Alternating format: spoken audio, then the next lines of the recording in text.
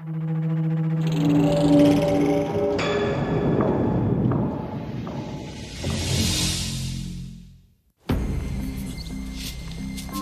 is Kenya's Amboseli National Park. To the local Maasai tribe, this is a place of water, its green pastures nurtured by the melting snows of Mount Kilimanjaro. For the elephants, Amboseli is a special place, a safe place in an increasingly hostile world. Amboseli was Dr. Joyce Poole's laboratory. Here she spent most of her adult life learning the ins and outs of elephant society. Now she's come back to protect these herds. Without such help, these elephants could well become a mere memory.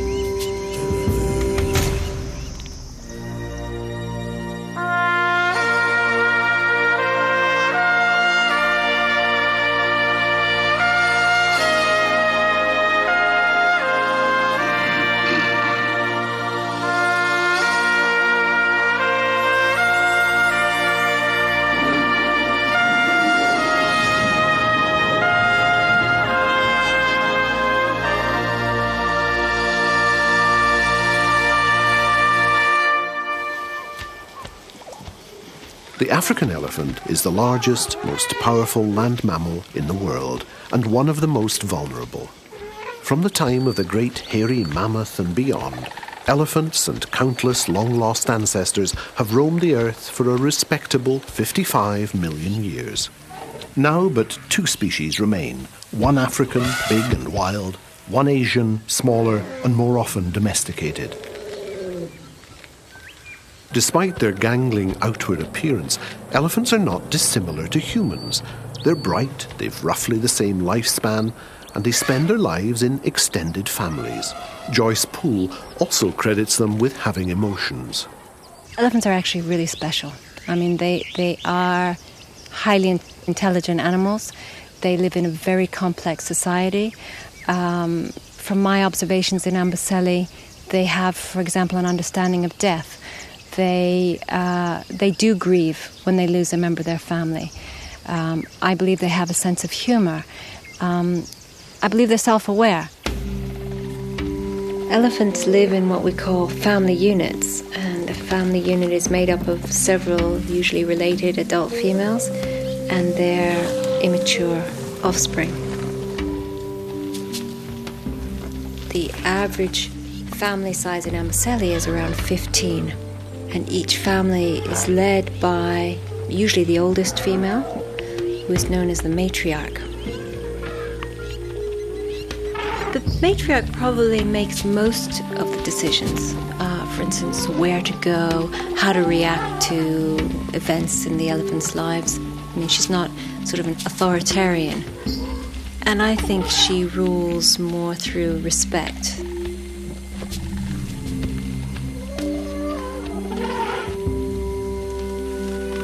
Nearly 1,000 elephants still call Amboseli home, and the families, by and large, have remained intact. For the past 25 years, their way of life has been protected by Joyce Poole's mentor, Cynthia Moss, and her Amboseli Elephant Project. I came down to work with Cynthia first in September 1975. At that time, I was only 19, and Cynthia, in fact, was working part-time for my father at the African Wildlife Foundation. She gave me the task of getting to know the male elephants because she was more interested in the females and families. Joyce loved the work and was quickly on first-name terms with the different adult males. She took photographs, made detailed drawings, and generally made their private lives her personal business. While young females stay with their mothers for their whole life, males leave their families, leave their mothers, when they're about 14, 15 years old. Once a male has reached about 25 years old, he begins to show a very clear pattern of sexual activity and inactivity.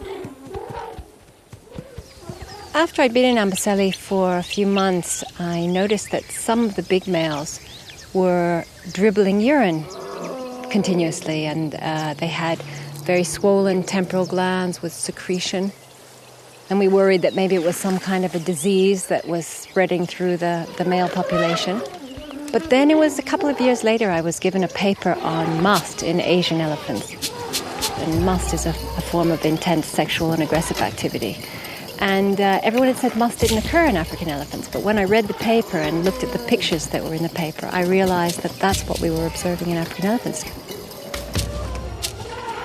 Joyce is returning once again to Amboseli to look up some old animal friends and to continue her research into elephant communication. Meanwhile, someone very large and full of his own importance looks like he has an old bone to pick with Ms. Poole. This guy is blocking the road on purpose. He's doing the must male thing, just silently towering over vehicles. Must males like to do this. Block tourist traffic. There we go. Thank you.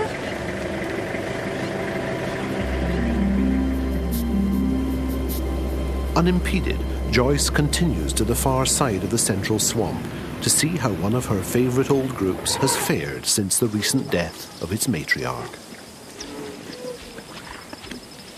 Finally, Joyce locates the family she's looking for. You see this little tuskless female here with the big male behind her. Her name is Tulip. She's 14 years old, and she was orphaned recently. Orphaned as a young mother. There's a 1-year-old calf following Tulip, and nobody knows where this baby's come from. It's obviously not in very good health. This little female on the right here with no tail is called tailless, and this is Tulip's young daughter. Tulip, only 14 years old, is taking care of 3 babies, 2 of whom are not her own. It just shows the kind of compassion, the kind of empathy that exists in elephant families.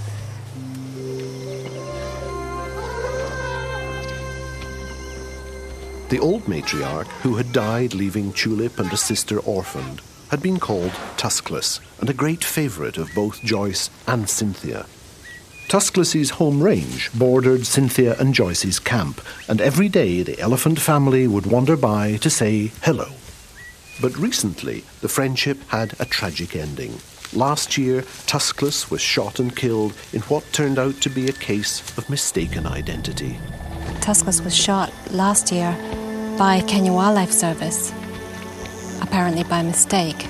An elephant had killed a cow, and in trying to appease the Maasai, they decided to shoot an elephant, and they shot the wrong elephant. The death of a matriarch is like a single-parent family losing mom. Young elephants stay with their mother almost the same length of time as humans, and when the family loses its leader, the offspring lose the opportunity to acquire survival skills that are normally passed from mother to child. When a matriarch dies, you really see how important her leadership was. Because in cases in Amboseli where a matriarch, a strong matriarch, has died, very often the family splits up. The matriarch is kind of the glue that keeps everybody together. Tulip, Tony and Tilly are the 3 eldest females of Tuskless's old group. Who will take over as the new matriarch isn't yet certain. Yet, following her mother's death, Tulip, already with a daughter of her own, has taken her little sister under her wing, as well as the tiny, unrelated orphan. To survive, the little orphan will have to depend on Tulip to be his wet nurse. But that might not be quite so convenient. Spring is in the air, and Tulip, it seems, is in danger of being led astray by a group of males who have something else in mind.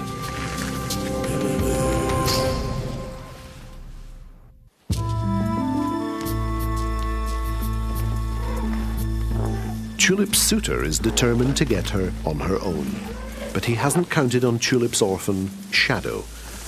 And when two other bull elephants want to join the fun, things look a little scary for the youngster. She's moving away from them in a way that suggests to me that it's her first day of estrus. And this might make it very difficult for that little baby to survive, because usually what happens is the youngsters run along after their mothers, but they're usually a bit stronger. And I just don't know what will happen to this baby. A female generally will come into season and breed only once every 4 years. The mating preamble of African elephants is not something you'd particularly want to get in the way of.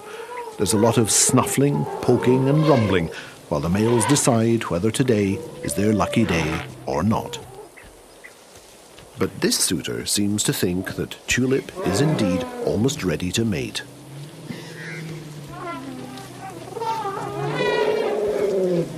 A female will usually be escorted by one or more musk males as she comes into full season. They'll keep other bulls away, and when she's ready, the highest ranking male will be the one who mates with her. In her earlier research, Joyce realized that bull elephants announced that they were in must with a very low-frequency rumble that sounds more like a grunt of indigestion than an expression of desire. The must rumble is very much, it is I who is rumbling. I am in must now, and I am over here, and I'm in peak condition. There's a huge difference in terms of the numbers of vocalizations used and the frequency of vocalization between the two sexes. And I suppose male society is very much about me, whereas female society is very much about us.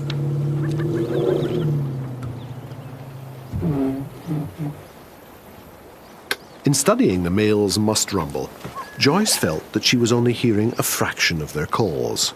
Joyce suspected that they were making many rumbles which were inaudible to the human ear. She spent several months recording these rumbles with infrasonic microphones and then analysing them. She soon realised that the human ear was only picking up about 1/3 of all the animal's vocalizations. I think that what is unusual about elephant vocal communication is just the variety and the number of different calls that are used, and I think it's quite unusual in the animal kingdom. They make close to 20 different very low frequency sounds called rumbles.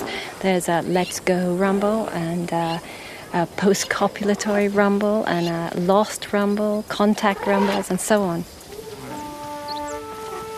Even as Tulip is being courted by the big males, we see the tiny orphan being kept out of harm's way by two of the group's 6-year-old females.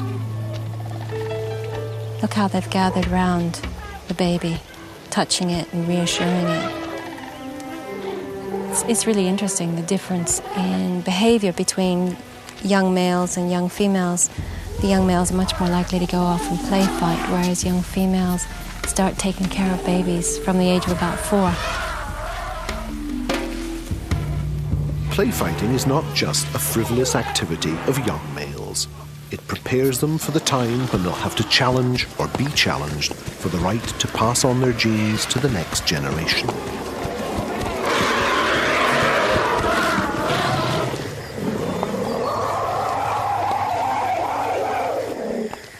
And the tussles also hone the young males' fighting skills so they can protect themselves against predators. The main weapons in the elephant's armory are their tusks and agile, multi-purpose trunks. The trunk is just an amazing appendage because elephants use it for so many different things. It's estimated that there are some 150,000 muscle units in the trunk. They use their trunks to caress one another, to smell, to dust, to mud splash, to drink, to eat. Yeah, it's incredible.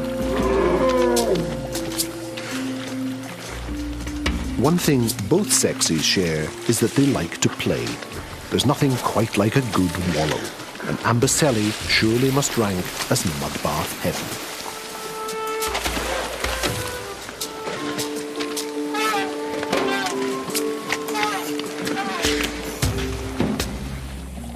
But far beyond the tranquil, protected waterholes of Amboseli, there's a threat that, unstopped, could devastate every herd of elephants in the continent of Africa.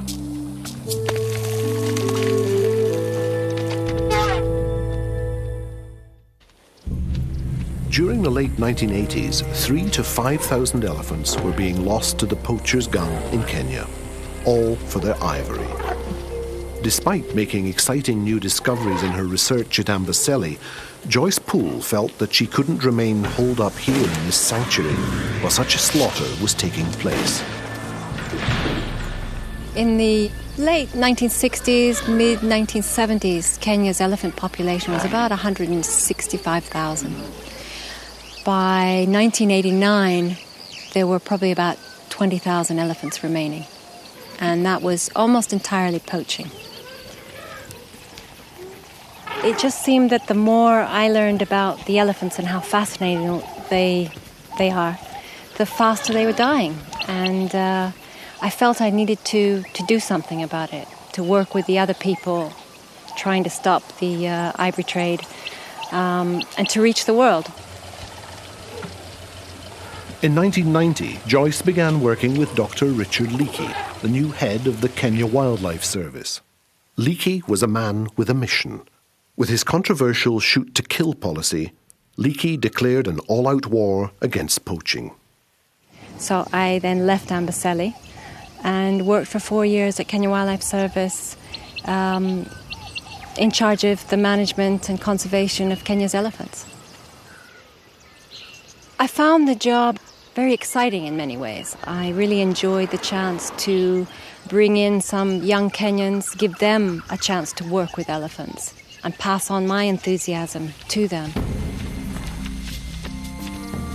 With the passing of the international ban on ivory products and Leakey's hard line, the elephants began to stand a chance. By 1993, Kenya was losing fewer than 50 elephants a year to poaching. So once the ivory trade ban came into effect and poaching was under control, the elephants started slowly moving back out to areas they had once inhabited, and then they started coming into conflict with people. How were we going to cope with the conflict between small-scale farmers and this onslaught of elephants coming in every night to their farms, to their shambas, and destroying their livelihood? I was in a position where I had to decide which elephants had to be shot, for example, when there came conflict between humans and elephants. I had to make a lot of very difficult decisions. Finally, in 1993, Joyce left the Kenya Wildlife Service to return to her research.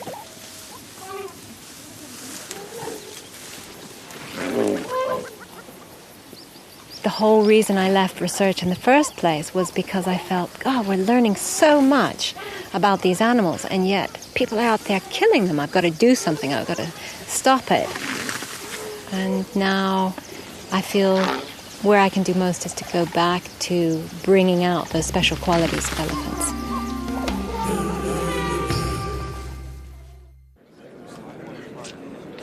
"1997 was a bad year for the African elephant. Conservationists were outraged when the world body responsible for protecting endangered animals voted to let 3 African countries resume selling ivory. I think that it could very quickly go bad again. The reason that the ban worked was not the ban in itself, but was public awareness. People began to realize what buying ivory was doing to elephants in Africa.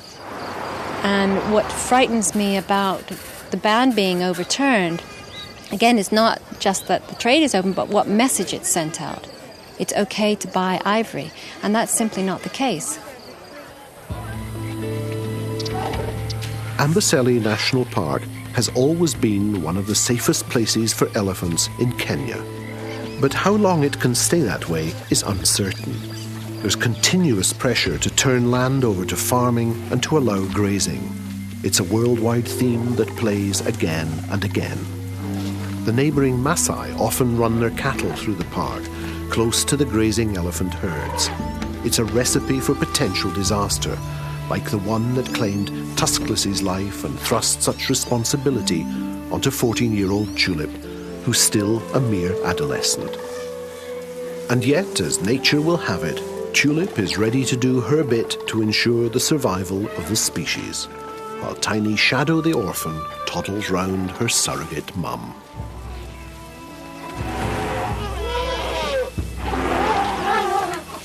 The next morning, with her family watching in vociferous excitement, the same musk bull finally mates with Tulip.